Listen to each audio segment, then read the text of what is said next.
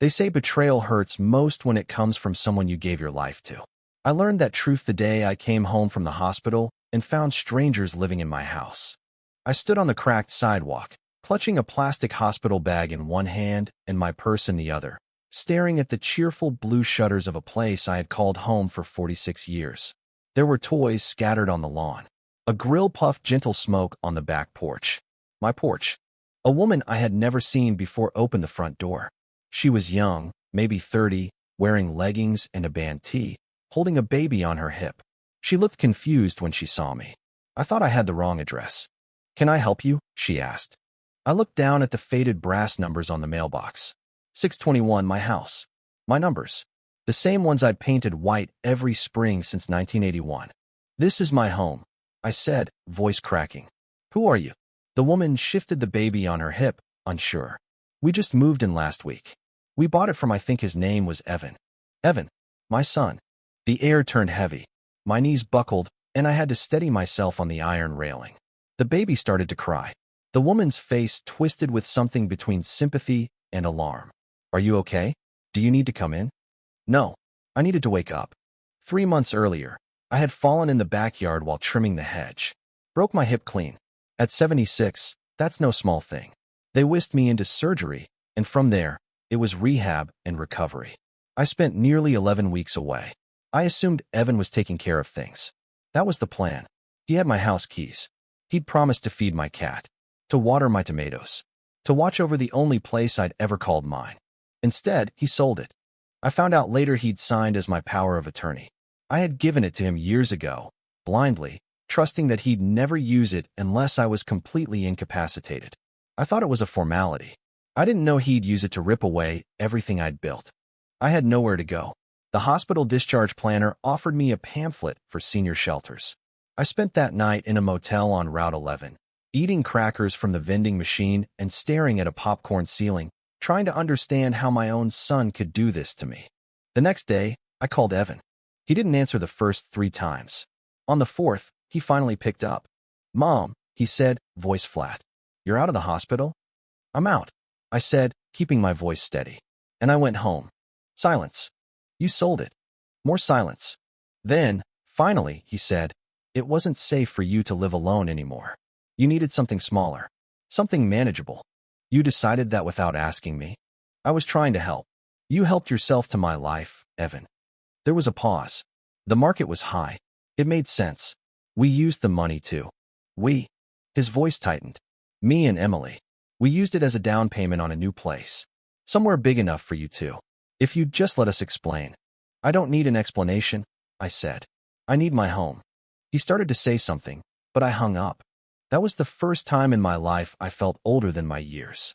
Not because of my hip, not because of the hospital, but because something had broken that no surgeon could fix. For the next few days, I lived out of that motel, calling lawyers, banks, trying to understand what rights I had, what power Evan had used. Everyone said the same thing. If he had power of attorney and you weren't mentally incapacitated at the time, this could be considered financial abuse. Abuse. The word tasted like rust in my mouth. I met with a lawyer named Marlene. She had kind eyes, but spoke with surgical precision. After I explained everything, she nodded and asked me to hand over all documentation, bank records, the original POA, hospital notes, and anything else I had. "Do you want to press charges?" she asked. I didn't answer right away. My heart wanted to say yes. My blood wanted justice. But somewhere, in the wreckage of what used to be love, a mother's heart still beat.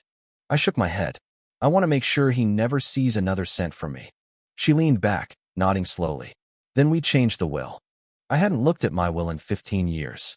Back then, Evan was still the boy who cried when he scraped his knee. The boy who made me birthday cards out of construction paper and glitter glue.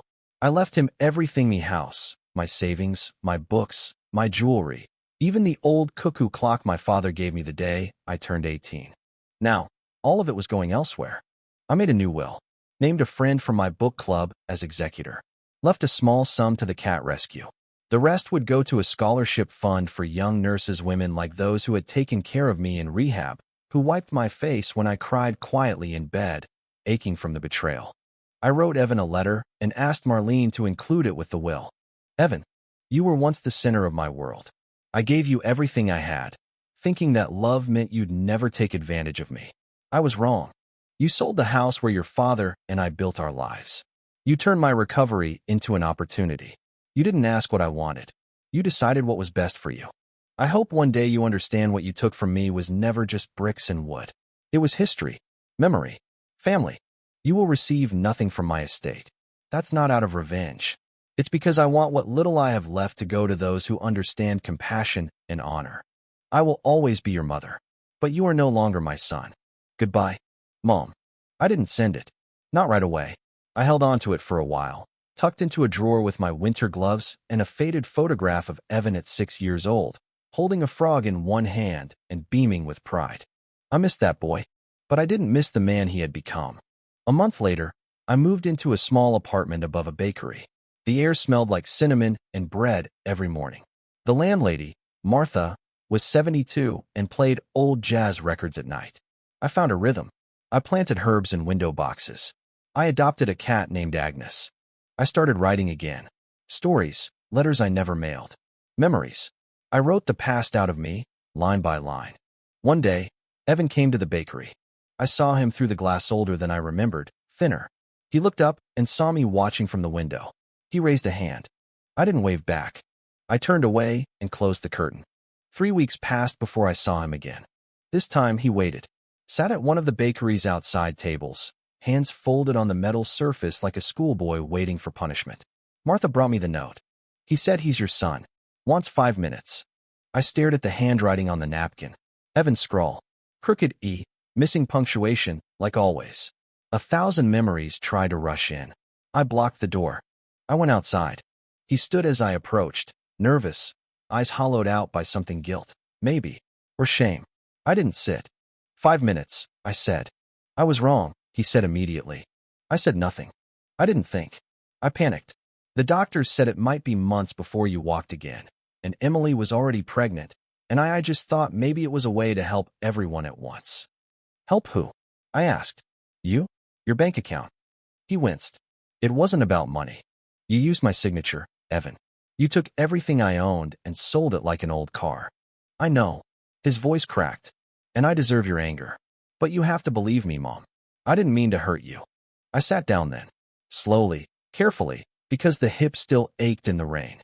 You didn't mean to hurt me, I said quietly. But you did. You hurt me in a way I don't think I'll ever recover from. He dropped his head. For a moment, he looked like the boy again. The boy who once wrote, "Sorry, Mom," on a paper towel after breaking my favorite vase. I can't take it back, he said, but I want to make it right. I studied him. You can't make it right, I said, but you can learn. He nodded, almost gratefully. Then I stood, leaving him there with the uneaten pastry and 2 untouched coffees. I didn't look back. The days after felt strangely lighter. Something in me had closed. Not bitterly, but peacefully. A chapter sealed. I found joy in smaller things now. Agnes curling up on my lap while I read. Martha knocking on my door with fresh lemon scones. The sound of rain on the tin roof. I thought about how many years I'd spent worrying about being a burden. About losing independence. About death. Now, I just thought about life. I joined a community writing circle. Once a week, we met in the library basement and read stories out loud. Most were about grandchildren or old lovers. Some were poems that didn't rhyme, but made you feel anyway. One day, I read my story aloud. Not all of it.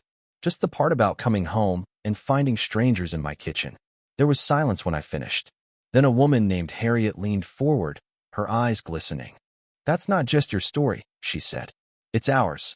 She was right. Over the next few months, more people shared their own versions. One man's daughter had drained his account to fund a startup that failed. Another woman's nephew had moved into her home while she was in the hospital and refused to leave.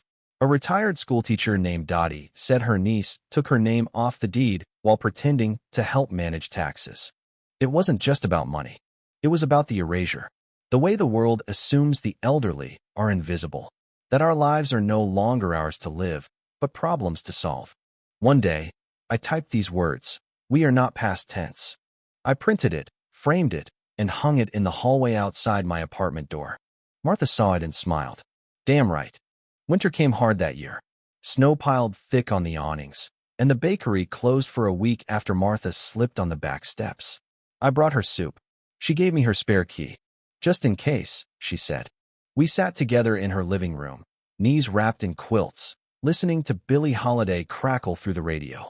Outside, the world was white and silent. Do you miss him? She asked. I didn't pretend to not understand. Yes, I said. And I did. But I didn't miss what he'd become. I missed who he was. The child I raised. The boy who used to ask me how clouds worked and cried when we buried our old cat. That boy was gone. The man had to live with his own choices now. The will stayed unchanged. The letter remained sealed. One day, I mailed it. Not because I wanted to hurt him, but because I needed closure. It felt like placing a stone on a grave, one final gesture of release. I walked to the postbox alone, feeling the winter wind cut through my coat, and dropped the envelope inside. It clanged. And that was that. A few weeks later, I got a letter back. Handwritten. No return address. Just the word Mom on the flap. Inside was a check. $27,000. My share of the house, he said. Plus interest. He'd sold his motorcycle, dipped into savings. Didn't ask for forgiveness. Just said he hoped it helped. I didn't cash it. But I kept the letter. Spring came like a soft sigh, melting the sidewalks and bringing daffodils up from the cracks. Agnes followed sun patches across the floor. Martha's jazz turned louder. I began walking without a cane. One morning, I stood in front of my bathroom mirror and saw someone new. Older, yes. Weathered, but not defeated. I took out my notebook and wrote, "You can lose everything and still be whole." Then I made a pot of tea, lit a candle, sat down to write another story. Because I wasn't done living. Not yet. I didn't expect to see Evan again. After the check, after the letter, I assumed that was the end. A quiet truce, signed in ink and regret. I had found my life again different, smaller, quieter but mine. And that was enough. Until one May afternoon, when I walked out of the writing circle and found him waiting on the library steps. He looked older, not just tired, transformed. The easy arrogance he used to carry was gone. He stood when he saw me, hands buried in his coat pockets, eyes flicking down to the sidewalk before they met mine. "I'm not here to ask for anything," he said quickly. I'm here." I didn't move. The group filed out around me, some murmuring greetings, others giving us space. Evan stepped back, as if not to crowd me. "I've been going to therapy," he said. "Figured it was time I stopped pretending everything I did was okay." The wind moved through the trees above us, soft and full of spring pollen. "You don't owe me anything," I said. "I owe you everything," he said quietly. "But I know I don't have a right to ask for forgiveness." I watched him, really watched him. And for the first time in months, I didn't see betrayal. I saw someone trying. Maybe failing, maybe stumbling, but trying. "You can walk with me," I said. And we walked. No big conversation. Just a sidewalk between us, and the sun warming our backs. He didn't press. Didn't apologize again. We passed the bakery. The park. The little thrift shop where I'd bought most of my dishes. I stopped when we reached my building. "This is me," I said. He nodded. "Okay. Would you like a cup of tea?" He looked up, surprised, then nodded again. Inside, he looked around at the apartment. He noticed the framed photo on my mantel, the one of him at 6, holding the frog, and smiled faintly. "I remember that day," he said. "I begged to keep it in the tub. You cried when I said no. I thought you were heartless." We both laughed. A small, sad kind of laugh. But real. We sat across from each other at my little kitchen table. I poured Earl Grey and set out the last of Martha's lemon cookies. Agnes climbed onto his lap without hesitation. "She still likes you," I said. She never stopped. Neither of us mentioned what came next. There were no grand declarations. No hugs. No apologies recited for the 100th time. Just a mother and her son, sharing a quiet moment after the storm. The weeks passed gently. He didn't visit often, and I didn't ask him to. We were cautious. Respectful. Sometimes we met at the park and walked the loop around the duck pond. Sometimes we sat on opposite ends of the bench and didn't talk at all. Other times, he told me about his granddaughter who I'd never met. Her name was Lily. "She has your stubbornness," he said one day. "And your eyes." I wasn't sure I believed him. Still, when he pulled out a photo from his wallet and handed it to me, I didn't look away. She was beautiful. Tiny curls. Wide, wondering eyes. A smile that looked like it could tear the sky open. "She's 2 now," he said softly. "And she knows your name." I held the photo longer than I meant to. Then I handed it back. A month later, I received an invitation. It wasn't fancy, just a folded piece of cardstock with a pink ribbon. Inside, it said Lily's 3rd birthday in Evan's blocky handwriting, followed by a date, an address, and the words, "You are welcome, if and only if you want to come." I stared at it for a long time. 3 days later, I called Martha. "You want to borrow my floral dress?" she asked. "No," I said. "I want to borrow your courage." She showed up 10 minutes later with lipstick and cookies. I went. The house was small, sunlit, neat. Not my old house. Not even close. But there were toys in the yard and chalk drawings on the driveway and balloons tied to the mailbox. Emily met me at the door. We hadn't spoken since before the hospital, but she smiled nervous, uncertain, and opened the door wider. "Thank you for coming," she said. "Thank you for inviting me."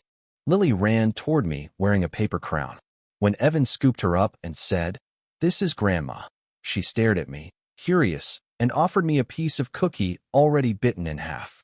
It was the most honest welcome I'd ever received. I stayed for 22 minutes. I watched her blow out candles. I watched her run in circles. I watched my son, from a distance, laughing and holding her hand.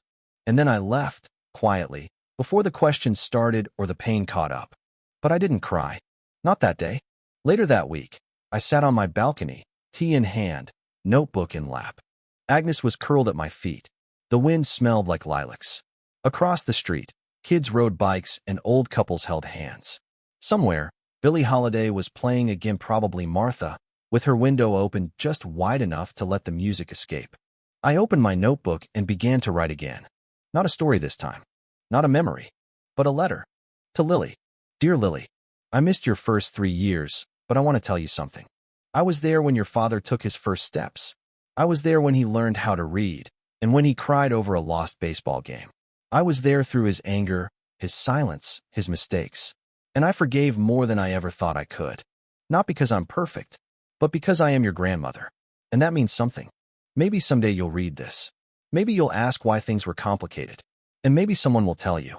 But I want you to know, you come from a line of women who survived, who kept going, who planted gardens after every fire. You are not responsible for our history, but you are part of our future. And I am proud of you already.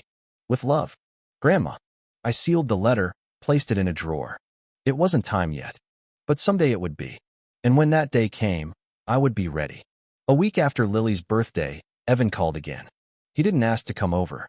He just said he'd been thinking about that day.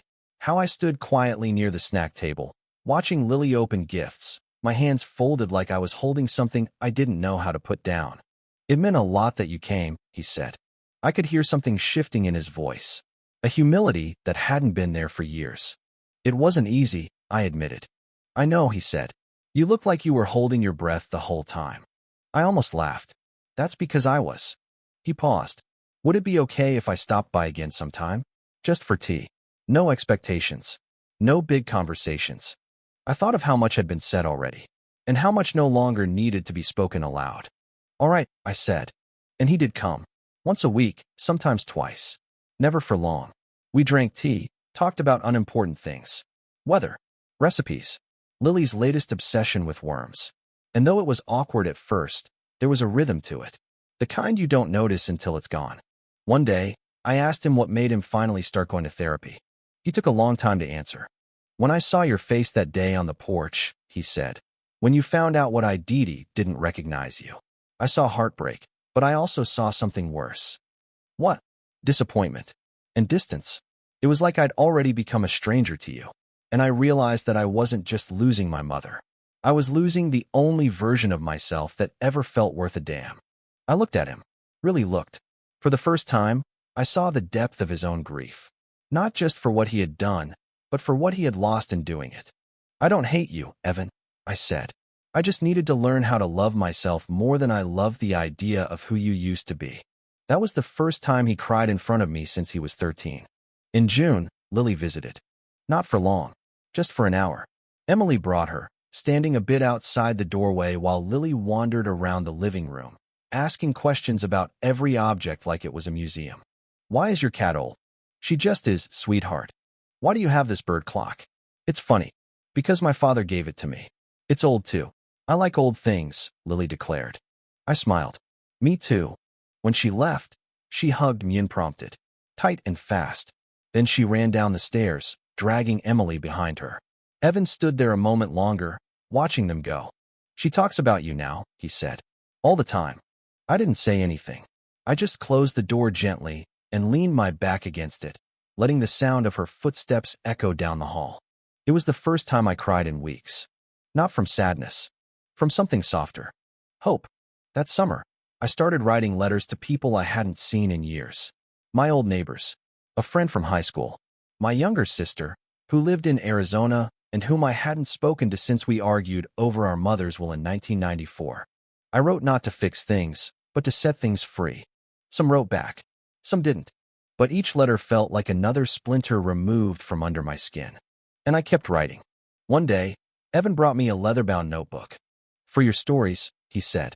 I opened it, ran my hand along the inside cover. It was blank, clean, full of space. Thank you, I said. I was hoping you might write something for Lily someday, he added. Something she can read when she's older.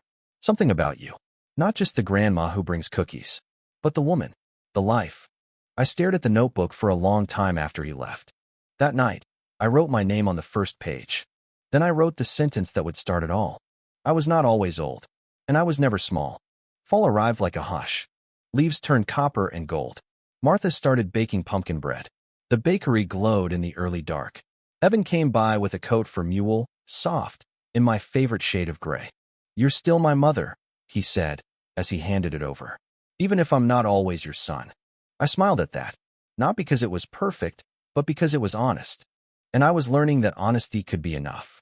That forgiveness didn't always look like an open door. Sometimes it was just leaving the window unlatched. I didn't change my will. I thought about it. But every time I sat with Marlene's envelope in my lap, I hesitated. He had betrayed me. That was true. But he had also returned not to reclaim, but to reckon. And I wanted my legacy to be more than punishment. I wanted it to be truth. So instead of rewriting the will, I wrote a second letter to be included with it. Dear Evan, I didn't undo what I did because I needed it to mean something. Not to hurt you, but to remind us both that choices matter. But I also want you to know this. You gave me a granddaughter. You gave me time I didn't expect to have.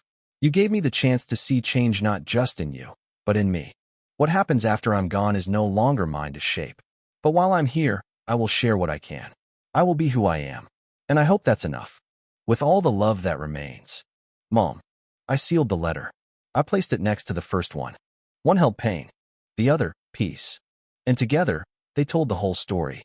By late October, Evan and I had found something close to understanding. Not perfect, not simple, but real. Sometimes we sat in silence and let time move without trying to fix it. Sometimes we argued. Sometimes we just watched Lily chase falling leaves through the park and said nothing at all. I never moved back into a house. I didn't need to. I had rebuilt something more lasting myself. And in doing that, I made space for others again. Even him. Especially her. Because Lily would grow up knowing where she came from. Not just the mistakes, but the strength, the courage, the truth. Evan started showing up on Thursdays. Never announced. Never stayed too long, just enough to bring pastries or ask if I needed anything from the store. We didn't talk about the past. Not directly. Instead, we talked about simple things: Agnes's appetite, the bakery's new lemon tarts, Lily's obsession with putting stickers on the fridge. And in those small conversations, I saw something repairing itself. Quietly, carefully, the way a tree will grow around a scar. One Thursday, as we sat together watching the rain hit the windows, Evan cleared his throat. I read something the other day, he said. Said the saddest thing about betrayal isn't what you lose, it's realizing the person you trusted didn't see you as someone to protect. I didn't say anything. I think I didn't see you at all, Mom. Not really. You were just always there. Strong. Capable. I forgot you could hurt. His voice cracked. I looked at him then, truly. And all I saw was a son trying to come back. I didn't stop hurting, I said softly. I just learned how to keep breathing through it. He nodded. And for the first time since the hospital, I reached out and placed my hand over his. It was quiet. But in that moment, it was enough. In September, he asked if I would pick Lily up from daycare. Emily had a meeting. He had a late shift. It would only be for a couple hours. I hesitated. Not because I didn't want Tobit, because I wasn't sure I was ready. to step into something that looked like family again. But I said yes. The daycare was a warm, loud place. The walls were covered in finger paintings and paper suns. When Lily saw me, she ran over with a glittery cardboard crown and said, "Grandma." It startled me. The word. So familiar. So foreign. So full. She took my hand like it had always belonged to her. We walked home, her backpack bouncing behind her, her chatter nonstop. "Do you like unicorns?" "I do." "Do you like spaghetti?" "Love it." "Do you like my daddy?" I paused, then smiled. "I love your daddy." That night, she fell asleep curled against me on the couch, her small hand clutching my sleeve. Evan arrived and just stood in the doorway, staring. "I think she's claimed you," he whispered. I didn't answer. I was afraid my voice would break the spell. After that day, something shifted. Emily sent me drawings Lily made stick figures with frizzy hair and hearts. Evan dropped off soup when I had a cold. Sometimes we ate dinner together at their place, Lily between us, handing us green beans one by one. It was fragile, but it was something. Still, I didn't forget. I didn't pretend nothing happened. One night, after Lily had gone to bed and Emily had gone to the store, Evan stayed behind to wash dishes. I dried. "You never asked for your share back?" I said, watching him rinse the plates. "My share. The inheritance. What I cut you out of." He paused. "Shut the water off. I didn't deserve it." "I know." He turned, slowly. "But if I did leave something, years from now, would you accept it?" He stared at me. "I wouldn't expect it. But yes. Because it would mean you forgave me. Not for what I did, but for the space I took to become someone better." I nodded, then handed him a clean towel. "That's good to know." The writing circle asked me to read again. This time, I shared the letter to Lily. The room was still when I finished. Harriet cried softly. Martha clapped. A man named Carl said, "You should publish that." Maybe I would. Not for money, but because somewhere out there, another woman might come home from the hospital and find herself erased. And she would need to know she's not alone. That healing is possible even when it arrives in a different shape than you expected. By October, my apartment looked like fall had spilled into it. Pumpkins on the windowsill. Cinnamon sticks in a jar by the stove. Agnes curled into the laundry basket. Evan brought over a family photo one day and said, "Lily wanted you to have this." It was the three of them in the park. And me. I didn't even realize he'd taken the photo that day. I had Lily on my lap, and we were laughing at something I don't remember what. But we looked whole. Not perfect. Not patched. Whole. I framed it and set it beside the bird clock. Let it tick. On my 77th birthday, they threw me a small party. Just the four of us. Lily baked me a cake. It was mostly frosting. Emily gave me a scarf. Evan gave me silence and patience, do things I never thought I'd get from him again. Later that night, as I washed the dishes alone, I looked around and realized I wasn't angry anymore. Grief had settled into something else. Something like grace. And it felt good to let go. That week, I wrote one final letter. To myself. Dear me, you survived. You let the wound breathe. You refused to let it fester into bitterness.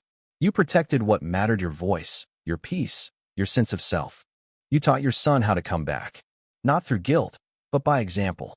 And you gave a child a version of love that doesn't disappear when tested. You have done more than enough. Now live. Truly. Boldly. Quietly. Fully. Because the story doesn't end here. It simply softens. Love. You. I folded the letter and placed it inside the leather-bound notebook Evan had given me. I wasn't done writing. Not yet. Winter returned. Not with anger, but with quiet persistence, like a guest that knows its place at the table. Snow collected softly on the fire escapes. The bakery across the street hung golden lights in the window. Martha brought me warm apple cake and said, "This year feels different." It did. I wasn't waiting anymore. Not for forgiveness. Not for explanations. Not even for time. I was living. Evan and I had found a kind of rhythm, not the old melody, but something new. We never reopened the wound, but we didn't pretend it never happened. Instead, we built something honest atop the ashes. And in doing so, I found something I hadn't expected. Freedom. Not from him, but from the part of me that thought my story had ended the day I lost my home. On Christmas morning, Evan showed up with Lily wearing a Santa hat and carrying a mug of cocoa almost as big as her face. She ran through my apartment like it was her own personal snow globe. "Grandma, guess what?" she shouted. What? I learned how to spell my name. Lily. She held up a crooked drawing of a tree, a sun, and 4 shaky letters. I hung it on my fridge. Evan helped me peel potatoes for dinner. Emily brought roasted chicken and laughed when Lily poured sprinkles on the mashed yams. At one point, I looked around the room and realized something. It wasn't the house I had lost that I missed. It was this. The warmth. The belonging. And I had it again. Even if it looked different. Even if it came at a cost. That night, after the dishes were done and the leftovers packed, Evan sat beside me on the couch. Lily was asleep in the guest room, curled like a comma. She loves you, he said. I know, I said. And I did. Not because of anything I had done, but because I showed up. I stayed. I didn't disappear when it would have been easier to. I think about it all the time, he said. What I did. What I ruined. You didn't ruin me, I said gently. I almost did. But you didn't. We sat in the quiet for a long time. Then he reached into his coat pocket and pulled out a folded envelope. I wrote something, he said. For you. Not for now. For whenever you're ready. I took it without opening it. Set it beside my chair. Thank you, I said. He looked down at his hands. I know I'm not in your will. And I'm okay with that. I am. But if you ever did want to change it again, just know that anything you leave me, anything at all, I'll use it for Lily. I nodded slowly. Good, I said. Because she's the future now. He smiled. Then stood. Kissed my forehead. Merry Christmas, Mom. Merry Christmas, son. And he left. Weeks passed. The envelope remained unopened. I wasn't ready. Until one morning in February, when the world was hushed beneath new snow, I made a cup of tea and sat down by the window. I watched Agnes chase shadows on the floor. Then I reached for the envelope.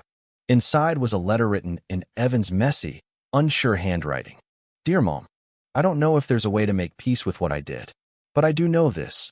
I see you now. All of you. Not just as my mother, but as a person.